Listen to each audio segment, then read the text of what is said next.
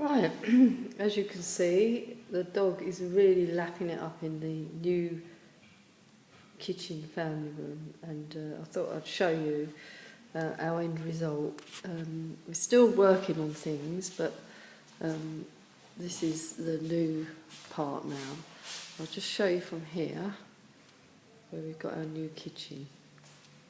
So we've got our breakfast bar. We're still waiting for some shelving to go there, but that's the kitchen there.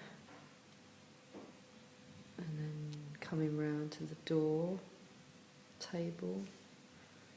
There's a cupboard which has got our boiler and things in, and then there we go. And they're working on the decking at the moment. Andre's working on the decking. He's not turned up today, so there we are.